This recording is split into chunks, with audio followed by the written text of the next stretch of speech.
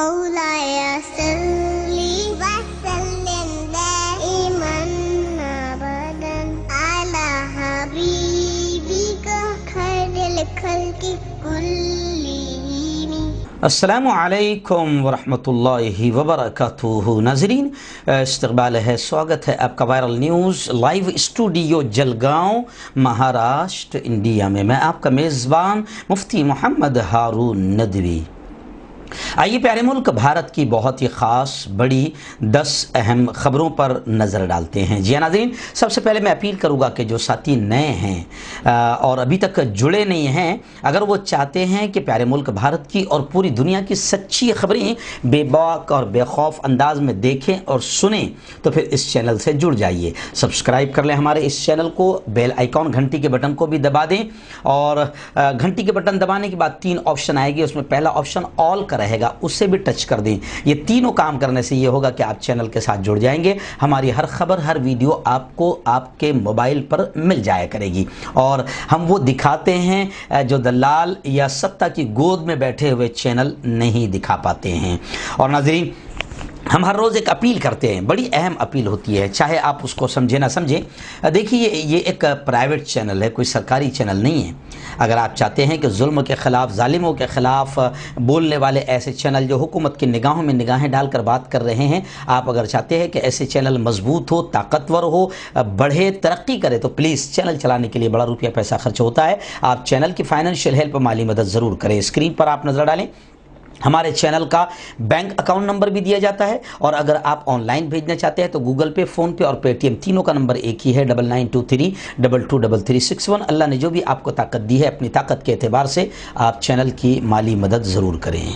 नाज़रीन, इस वक्त मैं एक अहम अपील कर रहा हूँ। जी हाँ, पहले तो मैं ये आपको बात बता दूँ कि अल्हम्दुलिल्लाह उलमा और मुफ्तियान भी अब बाकायदा यूट्यूब पर आकर उम्मत की रहबरी कर रहे हैं, क्योंकि उम्मत का 98% तबका और जवानों की बहुत बड़ी तादाद इस वक्त मोबाइल के ज़रिए से ऑनलाइन जुड़ी हुई है। तो ऐसे ही हमारे महाराष्ट्र के बीड़ के नूरानी मस्जिद के ख़तीब व इमाम है सैयद नगर बीड़ की मस्जिद के मुफ्ती मुज़म्मिल अशरफ़ी साहब, इसी नाम से उन्होंने एक चैनल बनाया है, मुफ्ती मुज़म्मिल अशरफ़ी ऑफिशियल। तो इस चैनल के ज़रिए से वो मसाइल, अहादीस, तफसीर, सीरत और बहुत सारे सवालात के जवाब देते हैं। मैं आपसे अपील करूँगा कि मुफ्ती मुज़म्मिल अशरफ़ी ऑफिशियल इस चैनल को आप सब्सक्राइब करें और इससे जुड़ें, और दीनी एतबार से भी आप ज़्यादा से ज़्यादा फ़ायदा उठाएँ। नाज़रीन, बिहार इलेक्शन को लेकर अभी तक यूँ समझिए कि जनता हो या लीडरान हो या अपोजिशन हो, सब में सस्पेंस बरकरार है। अभी खबर आ रही है कि बिहार में एनडीए में ज़बरदस्त उथल पत्थल हो सकती है। असम्बली इलेक्शन की तकरीबन 25 सीटों पर वोटों की दोबारा गिनती का मुतालबा ज़ोर पकड़ता जा रहा है, रिकाउंटिंग का मुतालबा ज़ोर पकड़ता जा रहा है। और ख़बर ये भी है कि जो साबिक सीएम रहे हैं बिहार के मांझी और विकासशील पार्टी की महागठबंधन में वापसी मुतवक्के हो सकती है, ये कहा जा रहा है। वहीं पर मैं आपको बता दूं कि इलेक्शन कमीशन ने जिस तरीके से रोल अदा किया है बिहार में, इलेक्शन कमीशन पर भी इल्ज़ाम लग रहे हैं। सीपीआई के उम्मीदवार उद्देश कुमार राय ने इल्ज़ाम लगाया है कि इलेक्शन कमीशन ने मोदी हुकूमत के एजेंट की तरह काम किया है। बिहार असम्बली इंतखाब में बछवाड़ा सीट से खड़े सीपीआई उम्मीदवार उद्देश कुमार राय ने यह इल्ज़ाम लगाया है। वैसे लोग ये कह रहे हैं कि अभी फ़िलहाल मोदी का एजेंट बनकर कौन काम नहीं कर रहा है, अपने भी काम कर रहे हैं, गैर भी काम कर रहे हैं। यही वजह है कि बिहार में फिर बीजेपी को एक मरतबा आने का मौका मिल गया है। वैसे ज़्यादा जो चर्चा जनता में हो रही है वो मशीन को लेकर ही हो रही है कि मशीन ही में भाजपा जी और मोदी जी की जान है। भाजपा और मोदी जी की जान जैसे तोते की जान पिंजरे में कैद, वैसे भाजपा की जान पिंजरे में कैद है। तो लोगों में सबसे ज़्यादा चर्चा इसी बात की हो रही है कि कांग्रेस हो या अपोजिशन पार्टियां हो या मुल्क का सेकुलर वोट हो या मुल्क की जनता हो, जब तक के मशीन नहीं हटेगी तब तक के इसी तरह खेल चलता रहेगा। इस मौके पर मुझे राहत इंदौरी का एक शेर याद आ गया, उन्हीं की स्टाइल में सुन लीजिए। लहू में भीगी हुई आस्तीन जीत गई, चुनाव हार गए सब, मशीन जीत गए। दूसरी बड़ी खबर भी बिहार को ही लेकर है। जी हाँ, अब यह खबरें आ रही है कि नीतीश कुमार आज CM पद का हलफ लेंगे।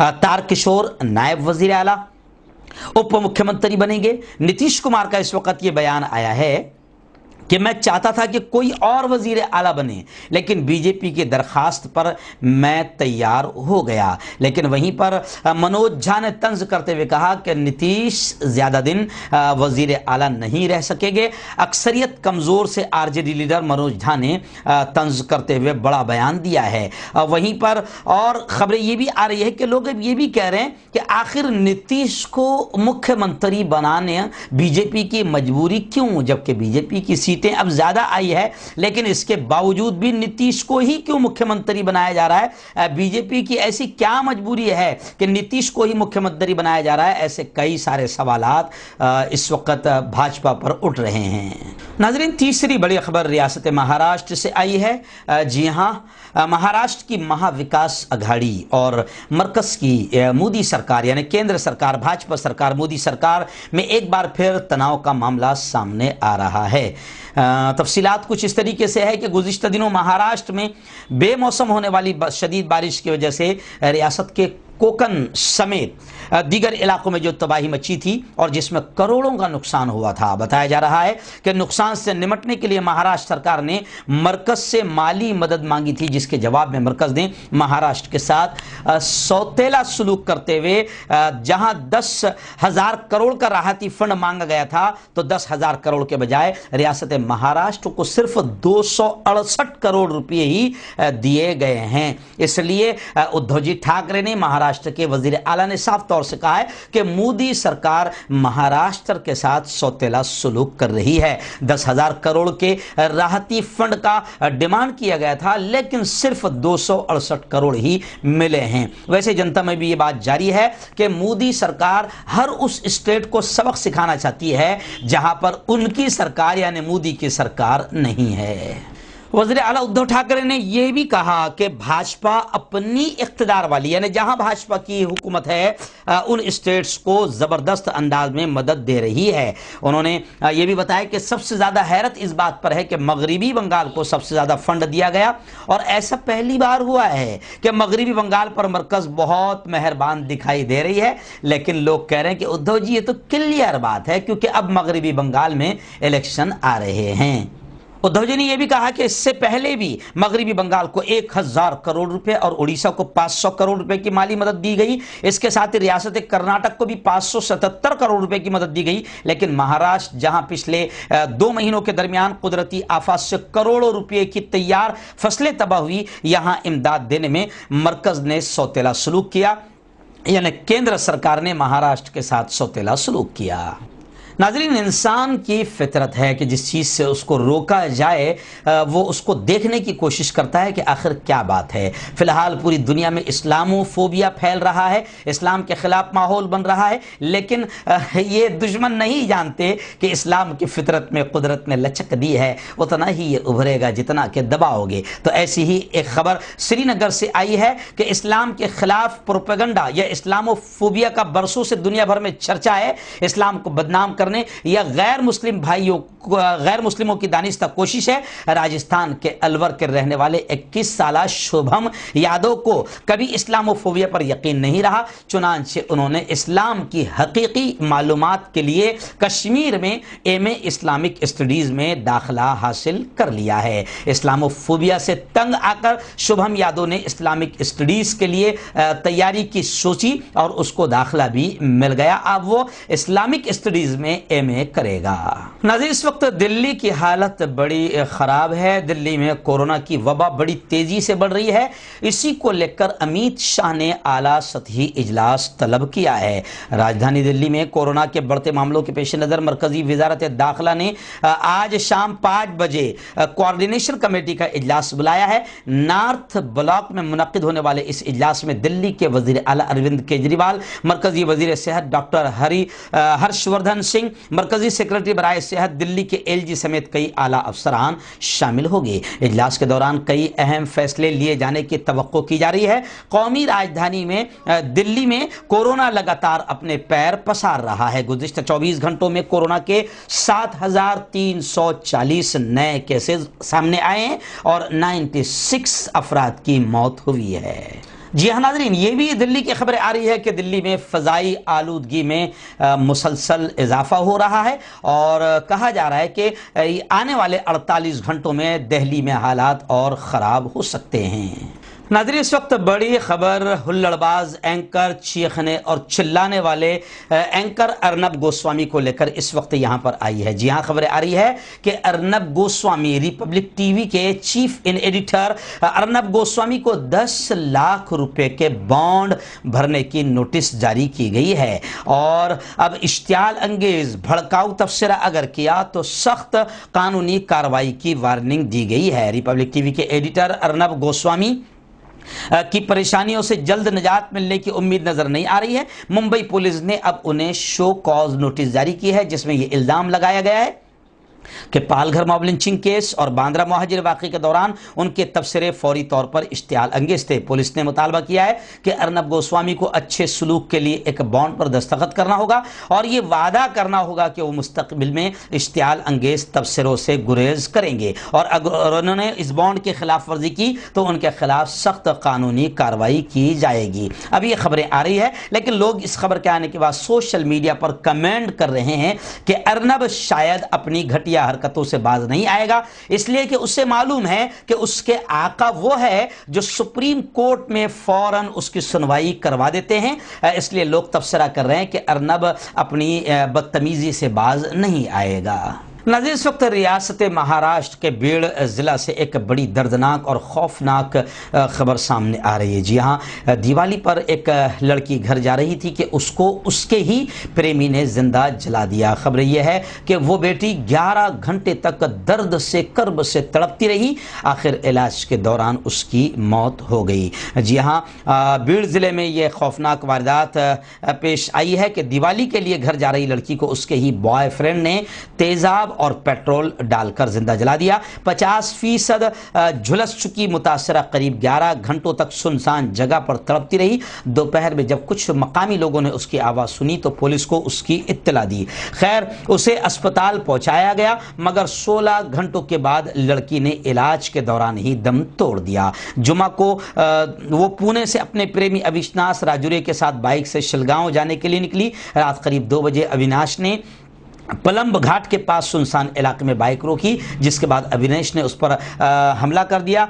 अविनाश ने साबित्रा पर अपने पास रखा तेजाब डाल दिया, उसके बाद पेट्रोल डालकर जलाने की कोशिश की और वो वहां से फिर फरार हो गया। पुलिस ने बताया कि वारदात के बाद लड़की सुनसान इलाके में मदद के लिए चिल्लाती रही। शनिचर को दोपहर 2 बजे कुछ लोगों को लड़की की आवाज सुनाई दी। खबरें कुछ ऐसी है कि दोनों कुछ दिनों से पुणे में साथ रह रहे थे। कत्ल का मकसद तो अभी तक पता नहीं चल सका है। फिलहाल मुलजिम को गिरफ्तार कर लिया गया है। नाज़रीन, बड़ी जो चर्चा इस वक्त हो रही है, पूरे मुल्क ही में नहीं अब तो पूरी दुनिया में चर्चा हो रही है कि भाजपा के आने के बाद अदालतों का जो एहतराम और वक़ार था वो भी गिरता जा रहा है और अदालत की इज्जतें अब लोगों के दिल और दिमाग से निकलती जा रही है। और अभी अर्नब का जो मामला हुआ कि अर्नब जैसा बदतमीज और हुल्लड़बाज एंकर जब गिरफ्तार किया गया तो जनाब बरसों से कुछ पत्रकार बेचारे जेल की सलाखों में बंद है, उनके लिए 2-2, 3-3 साल हो गए, अभी तक कोई सुनवाई नहीं हुई।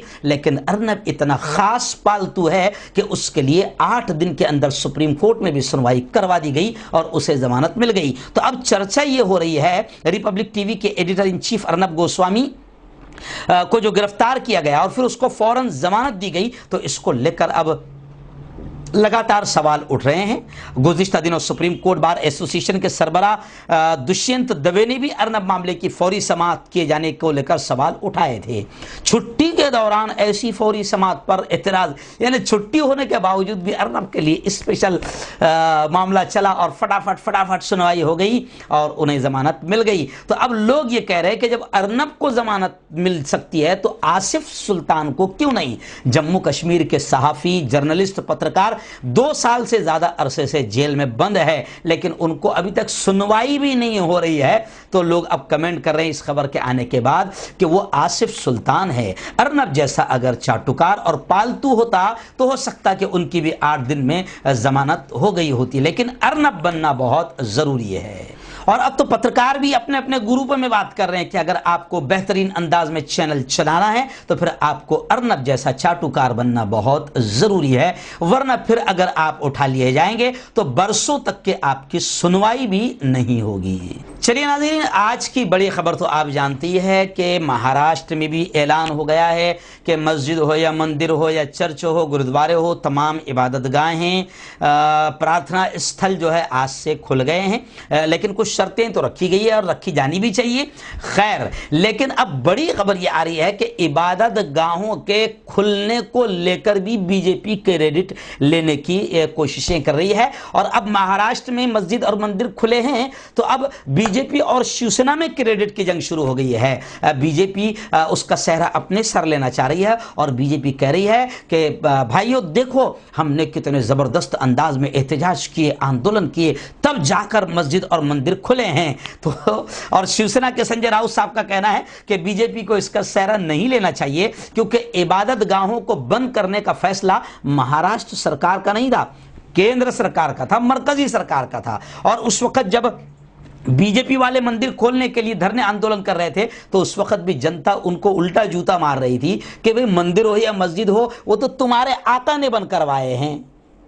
जी हाँ, तो मरकजी सरकार ने बंद करवाए थे, वो कोई रियासती सरकार ने बंद नहीं करवाए थे। तो खैर बीजेपी इस वक्त भी क्रेडिट लेने की कोशिश कर रही है और हिंदू भाइयों को भी ये बताने की कोशिश कर रही है कि हमारे धरने और आंदोलन की वजह से आज मंदिर खुले हैं। तो लोग ये भी लिख रहे हैं कि अगर तुम्हारे धरने और आंदोलन में अगर इतना दम हुआ होता तो 1 महीना पहले तुमने आंदोलन किया, उसी वक्त मस्जिद और मंदिर खुल गए होते। नाज़रीन, इस वक्त बड़ी खबर आ रही है ऑल इंडिया मजलिस-ए-इत्तेहादुल मुस्लिमीन को लेकर। जी हाँ, अकबरुद्दीन ओवैसी का एक बयान आया है कि MIM का परचम पूरे भारत में लहराएगा और पार्टी पर जो इल्ज़ामात लग रहे हैं, पार्टी को इन इल्ज़ामात की कोई परवाह नहीं।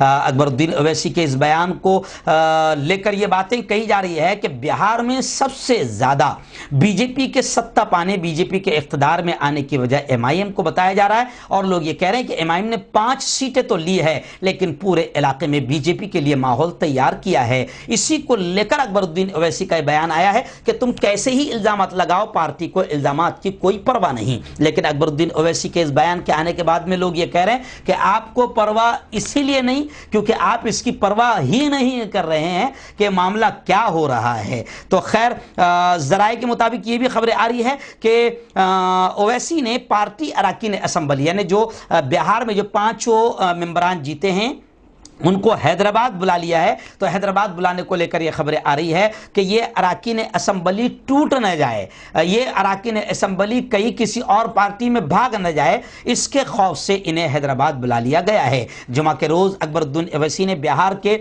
9 मुंतखब 5 अरकान असेंबली से मुलाकात की। इस दौरान जूनियर ओवैसी ने कहा कि उनकी पार्टी को मुस्लिम वोटों की तकसीम के इल्ज़ामात की कोई परवाह नहीं है।